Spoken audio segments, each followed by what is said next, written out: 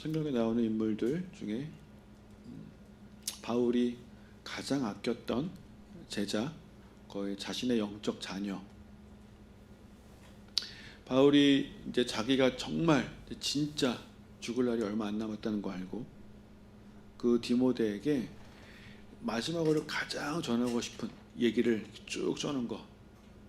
자기가 없더라도 이제 내가 없더라도 디모데가 앞으로 또 이 교회들을 치리해야 되고 주의 말씀을 전파해야 되고 그 나라를 세워야 되기 때문에 그거를 위해서 그 가장 마지막에 그 바울의 어떤 정수리 같은 이 마지막 때 디모데가 살아내고 힘을 내야 되고 하여튼 그 꼭 해주고 싶은 마지막 얘기들을 담아놓은 거가 디모데 전서와 후서예요. 지난번에 한번 얘기했지만 그 바울이 마지막으로 잡혀있던 감옥, 그리고 바울이 순교당한 그 자리, 제가 그 거기를 이태리에서의 그 여정의 마지막 날 사람들이 많이 가지 않는 곳이에요. 왜냐하면 그렇게 유명한 장소도 아니고 그리고 찾아가기가 쉽지가 않아요. 거기는 대중교통도 찾아가기 너무 힘들고 저기서 저희도 돌아올 때 좀 고생했어요. 막 이렇게 막 한참을 또 걸어야 했고. 근데 그곳에 갔다 왔어요. 갔다 왔는데 그 바울이 마지막으로 잡혀있던 그 감옥과 그 바울이 순교한 그 자리가 멀지 않아요. 예. 뭐 정말 여기서부터 여기까지 걸어가는데 뭐 아무리 천천히 걸어도 뭐 한 1-2분도 안 걸릴 수도 있어요. 그냥 이렇게 보이거든, 눈에. 그래서 이 두 공간을 다 포함해서 지금은 하나의 수도원이 되어 있어요. 그리고 여기 또 이제 교회가 하나가 세워져 있고 감옥의 자리에도 그리고 순교한 자리에도 이렇게 그냥 이렇게 교회가 하나 세워져 있고 돼 있어요. 그래서 그때 이 감옥에서 바울이 디모데 전서와 후서를 썼을 거다. 이 감옥에서 그 감옥이 지하에 있거든요. 지하로 거의 내려가서 이렇게 막 방이 있고 그래요. 그래서 그 지하 감옥 거기 내려가서 거기서 이제 디모데 전후서를 좀 이렇게 처음부터까지 좀 읽으면서 그 바울의 마음을 거기서 또 같이 갔던 그 일석쌤이나 이런 분들 계속 우시고 막 그랬던 걸로 제가 기억해요. 그 바울이 그 마지막 남긴 이 디모데후서 4장의 그 얘기를 좀 이번 주에 좀 보게 됐어요. 1절 보니까 사실 여러분 성경에 장과 절 이런 거가 생긴 거는 한 AD 300년인가 400년인가 그때쯤 이후로 제가 지금 정확한 연도수가 기억이 안 나요. 그때 이제 장과 절을 붙인 거예요. 원래는 장과 절이 없었어요. 뭐 바울이 편지를 쓸 때 오늘은 1장까지만 쓰고 내일 2장부터 쓰고 이러지 않았거든요. 그냥 한 번에 쭉 쓴 거예요. 그래서 그 3장의 내용과 4장이 이렇게 그냥 쭉 연결된 건데 3장의 디모데후서 3장의 마지막을 보면은 성경이 얼마나 귀한 것인지에 대한 표현을 하고 있어요. 우리가 잘 알고 있는 그 말씀 있죠. 디모데한테 너는 어려서부터 성경을 알았는데 성경은 능히 너로 하여금 그리스도 예수 안에 있는 믿음으로 말미암아 구원에 이르게 하는 지혜가 있다.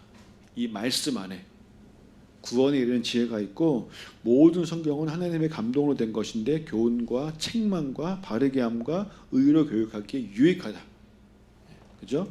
그리고 이는 하나님의 사람으로 온전하게 하고 선한 일을 행할 능력을 갖추게 하는 것이 말씀이다라고 바울이 얘기하죠. 그죠?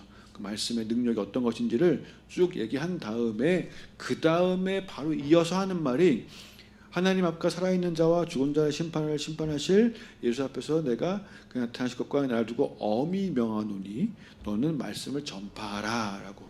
근데 우리가 만약에 이 성경을 히브리어 원어로 보잖아요. 그러면은 히브리어 원어 히브리어가 아니죠. 헬라어 원어로 성경을 보게 되면은 이 문장의 제일 처음에 나온 단어가 엄히 명하노니예요. 엄히 명하노니. 그러니까 엄히 명하노니란 단어로 이 4장 1절이 시작해요. 근데 저희가 지금 새벽에 시편을 한 편씩 보고 있잖아요. 근데 시편들에도요 이런 표현들이 많아요. 다윗이든 누구든 간에 시편 저자가 가장 강조하고 싶은 그 단어를 문장의 제일 앞에 배치를 해요. 우리도 그럴 때 있잖아요. 너는 지금 집에 가야 돼 하지만 그게 말할 때 가야 돼. 좀 집에 가. 이렇게 표현할 수 있잖아요. 그렇죠? 그러니까 그 시편에 그런 표현들이 되게 많아요. 가장 강조하고 싶은 단어를 문장의 맨 앞에 배치를 해요. 이게 바울도 바울이 이제 히브리어 이 성경들을 많이 읽어봤을 거 아니에요. 왜냐하면 바울이 정말 그 당시에 그 유대인들 문파 중에서 가장 권위 있었던 문파가 가브리엘 문파였는데 그 가브리엘 문파의 수제자였단 말이에요. 가말리엘, 가브리엘이 아니고 오늘 자꾸 단어가 헛나오네요. 네. 졸린가 봐요.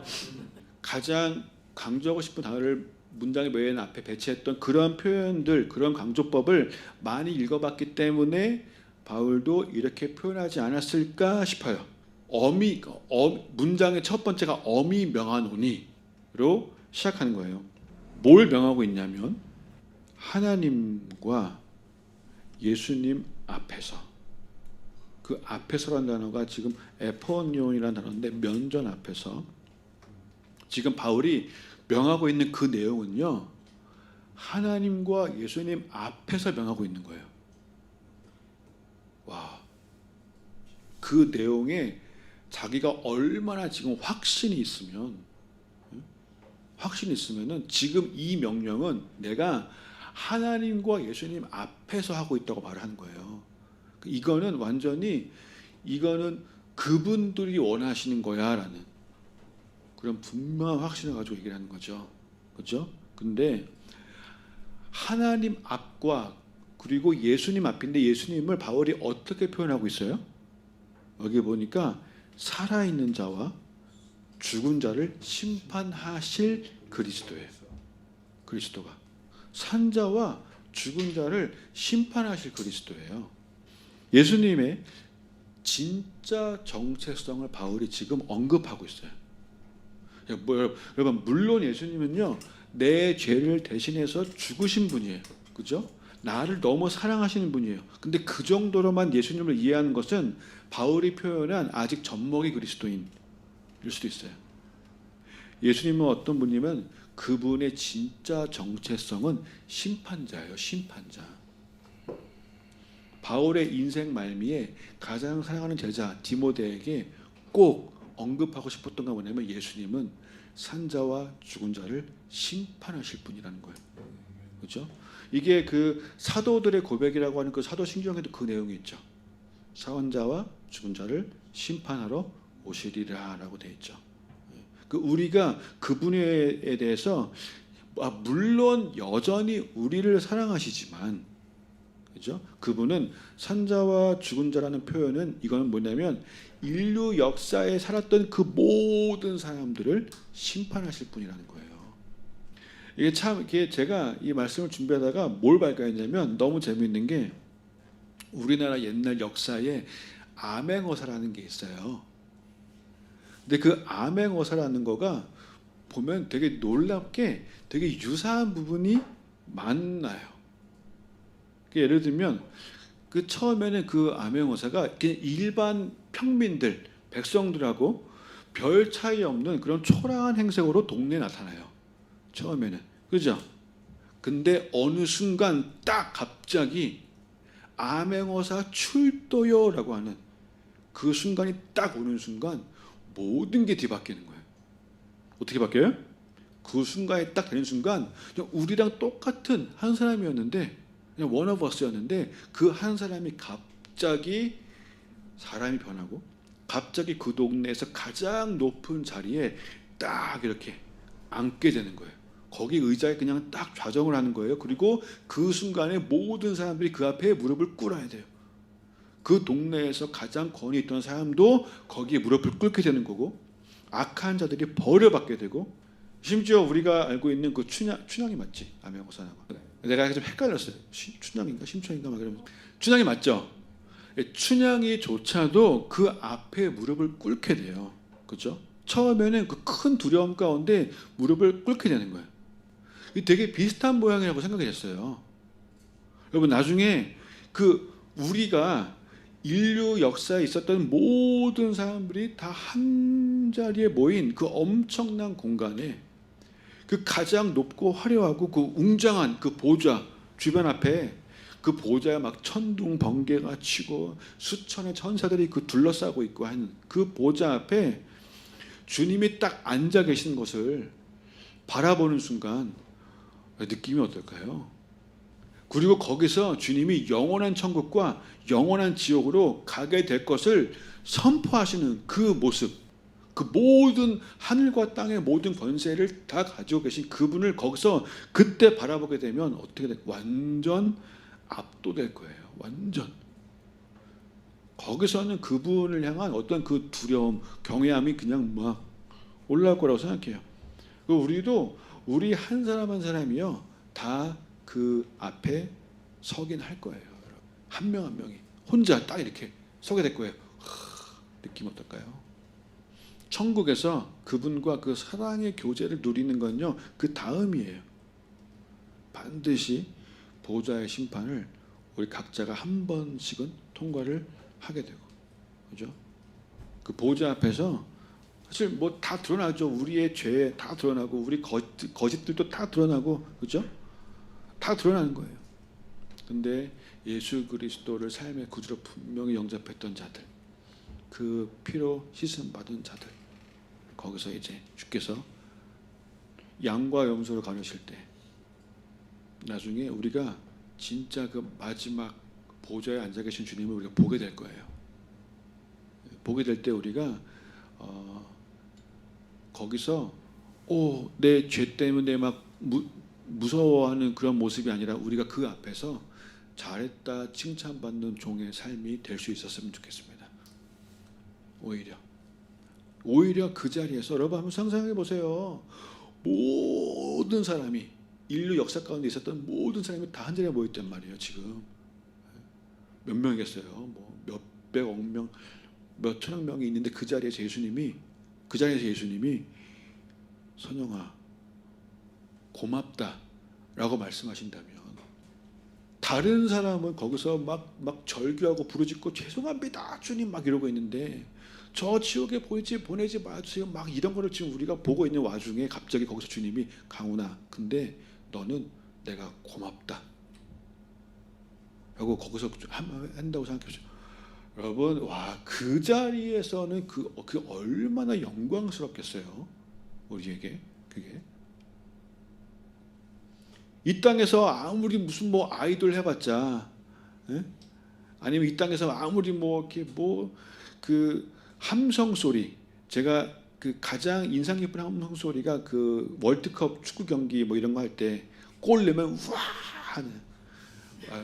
물론 그것도 영광스러워요. 얼마나 영광스러워요. 하지만 그때 그 자리에 비하면 그게 얼마나 별것도 아닐 거예요, 여러분. 모든 사람이 보이는 앞에서 주님이 수진아 고맙다. 이럴 때 제가 반말 좀 해보죠. 그래서 근데 갑자기 제가 추석사님한테 못하겠어요. 여기 가면 못하겠고 어쨌든 주님이 고맙다라고 거기서 하신다면 얼마나 영광스럽겠어요. 다 그 얘기 듣게 되시길 축복합니다. 네. 근데 그 하나님 앞과 살아있는 자와 죽은 자를 심판하실 그리스도 예수 앞에서 지금 바울이 명하는데 너는 말씀을 전파하라 를 명령하고 있어요. 여러분 이게 권면이 아니고 명령이에요. 그 명령도 그냥 명령이 아니라 하나님 앞에서 명령하고 있어요. 그리고 하나님과 예수님 뿐만이 아니라 그가 나타나실 것과 그의 나라를 두고 명하는 거고 엄히 명하네요. 엄히. 이 명령은 지금 우리에게도 하고 계신 말씀이에요. 너는 말씀을 전파하라. 때를 얻든지 못 얻든지 항상 힘쓰라라고 돼 있어요. 그렇죠? 우리에게 이번 수련회 가운데 그 하루하루 매일매일의 삶이 말씀과 함께 살아가게 하시기를 정의용 목사님 입술을 통해서 우리에게 말씀하신 그 하나님, 이걸 위해서 그거를 말씀하신 걸 수 있어요. 이걸 위해서. 제 마음에 그게 좀 있어요. 1단계를 하신 이유는 이 2단계를 위해서. 3단계나 4단계 가면 아마 그때는 열매의 시즌이 올 수 있겠죠. 너는 말씀을 전파하자. 옆에 사람들에게. 자, 제가 반말할 기회를 드릴게요. 그 선교사님이 가장 손해예요. 이럴 때는, 그죠? 자, 너는 말씀을 전파하라. 시작. 자, 라이마 하고 싶은 사람 다 해. 지금 다 해. 때를 얻든지 못 얻든지 항상 힘쓰라라고 하시는 거예요. 배경에 대해서 바울이 이 명령을 하면서 같이 얘기하는 것도 우리가 좀 볼 필요가 있어요. 뭐라고 하냐면요, 3절 다 같이 읽어볼까요? 시작. 때가 이르리니 사람이 바른 교훈을 받지 아니하며 귀가 가려워서 자기의 사역을 따를 스승을 많이 두고. 4절 시작. 또 귀를 진리에서 돌이켜 허탄한 이야기를 따르리라 라고 되어 있어요. 이때는 분명히 마지막 때예요. 어쩌면 지금 우리는 이 지금 바울이 경고한 3절과 4절의 모양에 우리는 더 가까이 가 있어요. 그 때에 사람이 바른 교훈을 받지 않는다는 거예요. 귀가 가려워서 자기 귀 긁어줄 스승들만 옆에서 많이 둔다는 거예요. 듣고 싶은 말만 하는 거예요. 그러니까 듣고 싶은 말을 해주는 사람들한테만 쫓아다니는 거예요. 저는 사실 디모데 시대보다 지금 시대가 더 그런 모양이라고 생각이 돼요. 심지어 혼자 무슨 생각했는 줄 아세요? 바울이 환상 가운데 지금을 봤나? 바울이 환상 가운데 유튜브 보는 시대를 봤나? 라고까지 생각했어요. 처음 가서 물어보려고 바울한테 유튜브 알아요? 우리 유튜브 보는 거 그때 혹시 환상으로 봤어요? 그때는 그런 게 없었는데 지금 우리는 유튜브로 자기 사역을 따를 스승을 많이 두고를 할 수 있는 시대거든, 진짜. 지금은. 그리고 또 그 귀를 진리에서 돌이켜 허탄한 이야기를 따르리라. 자, 허탄한 이야기 뭘까요? 진리는 말씀이에요. 그죠? 진리는 말씀이에요. 예수님은 길과 진리와 생명이 되시는 분이에요. 그죠? 예수님은 말씀이에요. 그분은 태초에 계셨던 말씀. 우리 요한복음 1장 1절 같이 봤잖아요. 태초에 말씀이 계시니라 라고 했죠. 그죠? 구약 시대에 율법이 먼저 주어졌어요. 그죠? 그리고 예수님이 오셔서 그 율법을 완성하셨어요.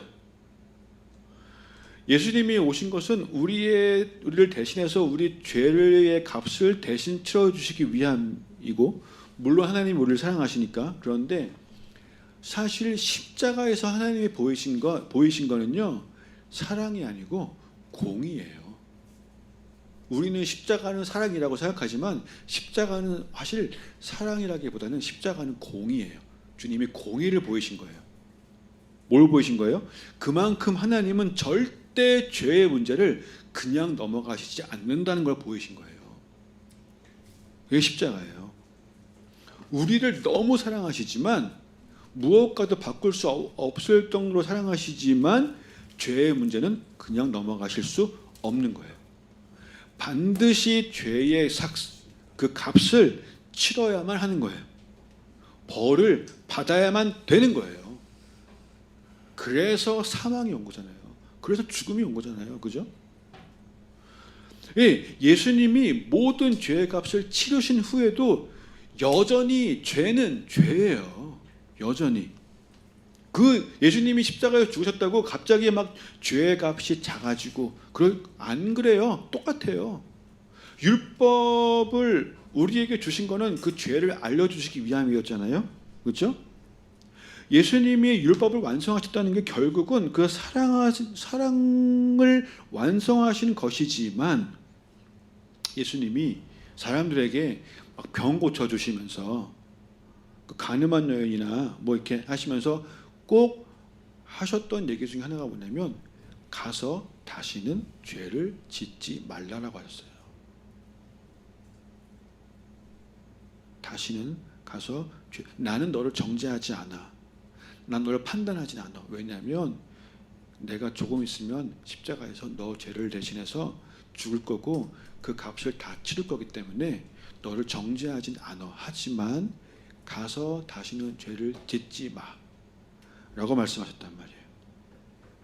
그러니까 주님은 우리로 하여금 그 죄에서 멀어지길 원하시는 거예요. 그 죄로부터 돌이키길 원하세요. 그렇게 사랑을 완성해 가시고 율법도 완성해 가시고, 그런데 오히려 오늘 디모데후서 4장 말씀처럼 거꾸로 진리에서 돌이켜지는 사람들도 있다는 거예요. 이 진리는 분명히 우리로 하여금 죄를 분별해서 죄로부터 떠나게 하려는 목적이 너무나 분명해요. 그게 진리의 목적인데, 그런데 이 복음의 진리를 거부하는 사람들이, 그 진리에서 떠나서 진리를 거부하는 사람들은요, 허탄한 얘기를 쫓아갈 수밖에 없게 되는 거예요. 허탄한 얘기들. 이 허탄한이라는 단어가 그 원어로 보면니까 미도스라는 단어인데, 이게 뜻이 이제 이야기, 허구, 신화, 우화 이런 거예요. 사람들이 이 말씀에는 별로 관심이 없고 막 이런저런 이야기들 거기에만 관심이 있어요. 그 진리 그 자체가 아니라 이야기들에게만 집중하는 거예요. 이 디모데후서 4장 4절 이 단어가요, 여기서는 복수형으로 쓰였단 말이에요. 그럼 그 이야기들이 말세에 얼마나 넘쳐난다는 거예요, 이게. 그 이 수많은 이야기들이 진리를 오히려 가리는 거예요. 우리도 어쩌면 그럴 수 있어요. 우리도 어쩌면 누군가에게 뭔 말을 해줄 때 말씀 자체를 얘기해 주는 게 아니라 이런저런 얘기들 해주면서 하는 게 더 편할 수도 있어요. 우리도. 그게 또 그 사람한테 감동이 될 거라고 생각할 수도 있는데, 그 사람을 변화시키지는 못해요. 말씀이 반드시 검으로 역사를 해야 될 필요가 있거든. 살아있는 말씀이, 좌우의 날선 그 말씀이 찔러 쪼개는. 여러분, 허탄한 이야기들 뭐가 있을까요? 이 시대 유튜브에 차고 넘치죠. 가려운 귀를 제대로 긁어주는 이야기만 하는 얘기들, 사람들이 듣고 싶어하는 얘기만 척척 찾아내서 쭉쭉 짜내는 그런 이야기들 많아요. 저는 조금 이제 위험하다고 느끼기도 했어요. 말씀은 전혀 없고 가려운데 긁어주니까 얼마나 시원해요. 그러니까 그냥 계속 그것만 듣고 앉아 있는 거예요.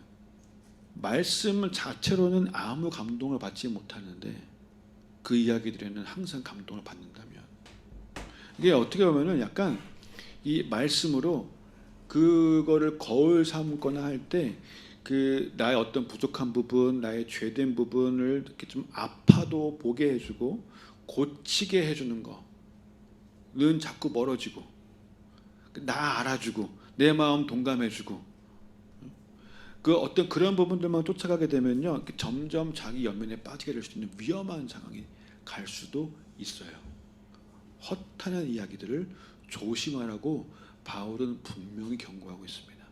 이게 이제 병이 더 심각해지면 허탄한 이야기에서 허탄한 망상으로 갈 수도 있어요. 틈만 하면 이제 공상에 빠져드는.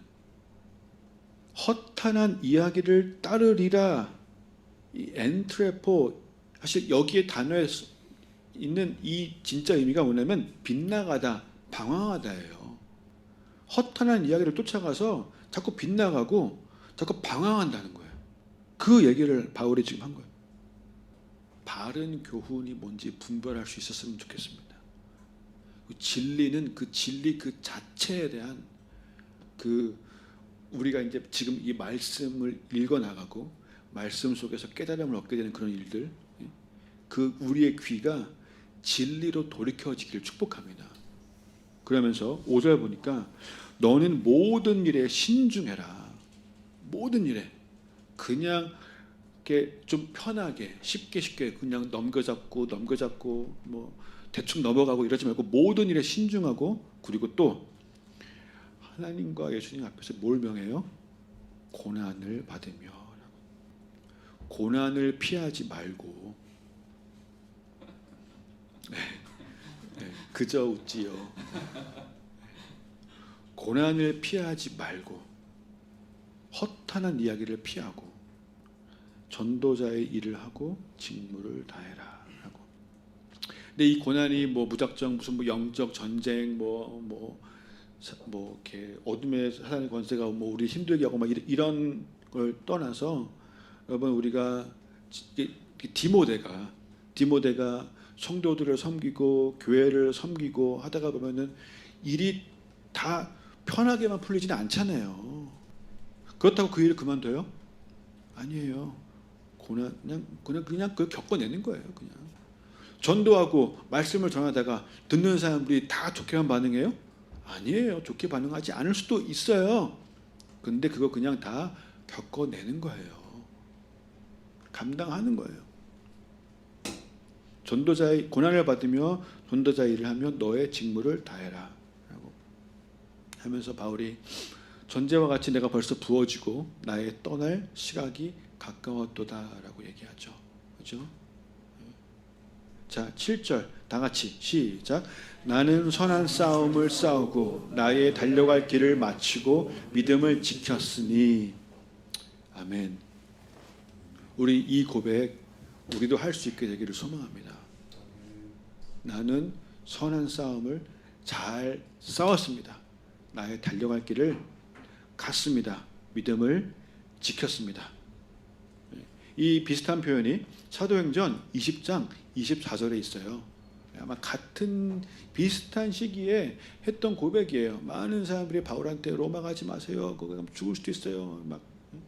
근데 바울이 뭐라고 하냐면 사도행전 20장 24절에 내가 달려갈 길과 주 예수께 받은 사명 곧 하나님의 은혜의 복음을 증언하는 일을 마치려 하면은 나의 생명조차 조금도 귀한 것으로 여기지 아니하노라라고 되어 있어요. 근데 바울이 이 두 군데에서 공통적으로 표현한 거는 하나인데 그게 뭐냐면 내가 달려갈 길이에요. 내가 달려갈 길. 여러분 바울은요 끝까지 한 길을 갔습니다. 끝까지 한 길을 갔어요. 노아도 끝까지 한 길을 갔습니다. 이 길 가다가 저 길 가다가 또 다른 거 기웃기웃거리다가 그러지 않았어요.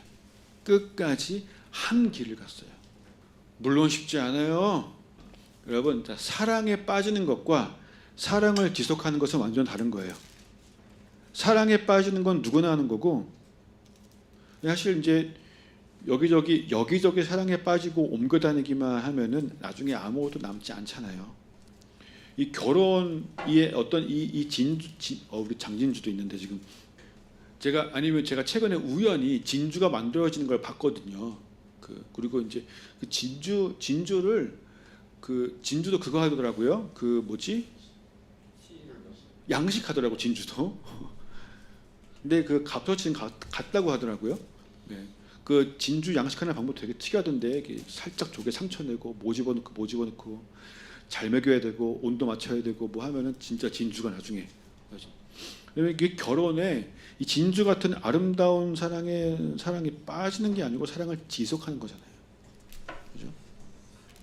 오직 한 길을 가기 위해서는요 애쓰는 게 필요해요. 마음을 지켜나가는 게 너무나 필요해요. 그 같은 길을 평생 가는 거 쉽겠어요? 쉽지 않지만 가는 걸로 인해서 얻어지는 그 값어치 진주 같은 값이요. 이게 사실 결국엔 그것이 기쁨이고 행복이고 그게 영광이고 그게 승리고 열정도 마찬가지입니다. 열정을 찾아다니는 것과 내 안에서 만들어내는 것은 달라요. 나에게 열정을 줄 만한 것들을 찾아다니느라고 지속적으로 이렇게 계속 표류하지 않고 내 안에서 그 한 길에 대한 것을 만들어내서 갈 수 있는 사람 되기를. 그래서 여러분 그 말씀의 꿀맛을 보게 되기를 축복합니다.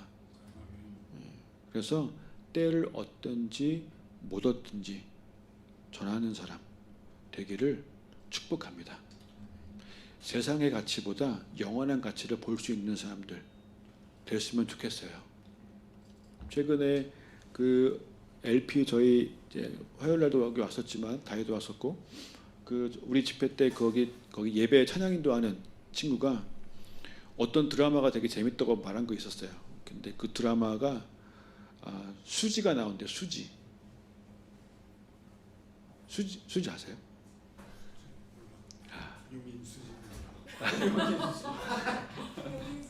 네, 수지라고 용인 수지는 아니고 네, 거기 나머지 혹시 수지 알지? 네. 수지가 나온대요. 근데 수지는 그 드라마에서 약간 좀 가난한 주인공으로 나오고 그 드라마에 어떤 갑부집 딸이 나온다는 거예요. 근데 그 갑부집 딸과 이 수지와 어떤 이 관계에서 이제 드라마가 막 풀어진다고 그래요. 근데 여러분 우리는 수지 알잖아, 그죠? 드라마 안에서는 갑부집 딸이 있고 수지는 가난한 여자지만 그 배우들의 출연료는 누가 더 높겠어요? 수지가 훨씬 높죠. 근데 실제로 그 드라마에서 수지가 받은 출연료가 지금까지 그 친구가 받았던 출연료 중에 아마 최고를 찍었을 거라고 하더라고요. 그 실컷 부자 연기는 다 했지만 예? 이게 컷 하는 순간 출연료는 수지만큼이 안 되는 거예요. 그렇죠? 그 아무리 가난한 사람인 것처럼 막 연기는 했는데 컷 하는 순간 출연료는 억대. 자, 여러분 뭐 선택하실래요? 이 땅에 있는 동안 부자인 척 연기하는 거, 그런데 막상 진짜 컷 하고 나고 나서는 별것도 없는 그거 하실래요? 아니면 이 땅에서는 그렇게 안 보였는데 컷 하는 순간 암행어사 출도요 하는 딱 그 순간에 갑자기 이 사람은 최상급 출연료 최고 뭐 하실래요? 여러분 영화 길어봤자 2시간, 더 길어봤자 2시간 40분. 예? 드라마 그 수지가 나온 드라마가 6부작인가 그래요. 7부작인가? 하여튼 6부작인가 그래요. 아니 6번 뭐 부자 해봤자 뭐 하실래요, 여러분? 둘 다. 주님께 한번 상의해 보세요. 예, 왜냐하면 둘 다가 저도 가능하다고는 생각해요. 왜냐하면 우리가 아까 사실 이제 뭐 이거 얘기할까 말까 했는데 오늘 제가 이번 주에 알렉스 스콧이라는 여자애에 대한 얘기를 좀 알게 됐어요. 알렉스 스콧 이 여자애가 한 살에 그 신경 모세 포종 진단을 받았어요. 말이 좀 어려운데 사실 이게 뭐냐면 그냥 소아암 걸렸어요. 소아암 진단을 받은 여자아이예요.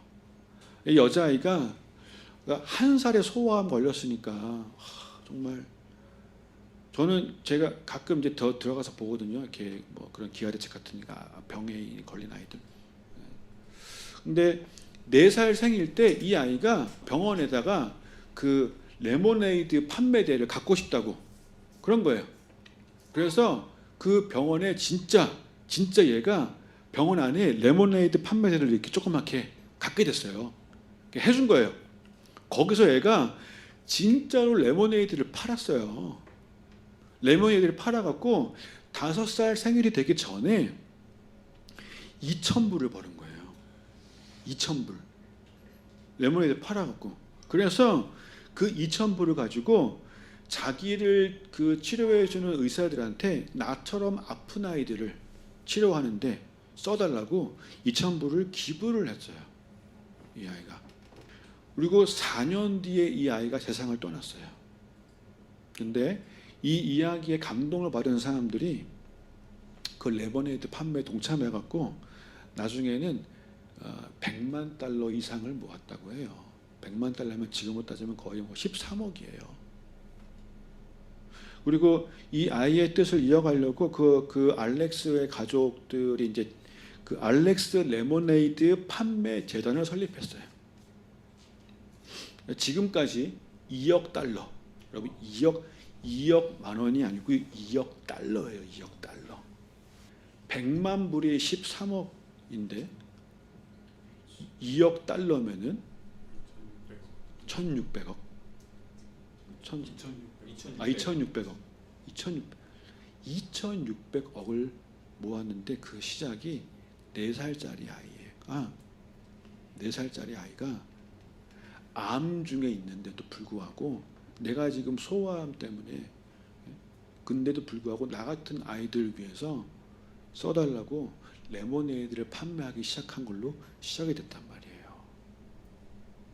그 PPT 마지막 거 보여줘봐. 얘예요, 얘. 알렉스 스콧. 알렉스 스콧이.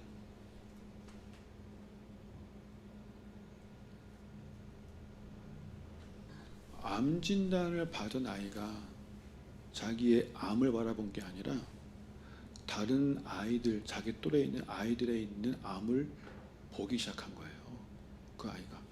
이거는 시선이 달라진 거잖아요. 관점이 달라진 거예요. 이 아이는 예수님 앞에 섰을 때 예수님이 분명히 이 아이한테 그 얘기 하셨을 거예요. 너는 내가 아플 때 나를 도와줬다 라고. 그 이 아이가 어떻게 해요? 너가 레모네이드 팔아서 그거를 했었잖아. 주님은 제가 보기에는 지금도 이제 이 마지막 때에 주님이 보고 계실 거라고 생각해요.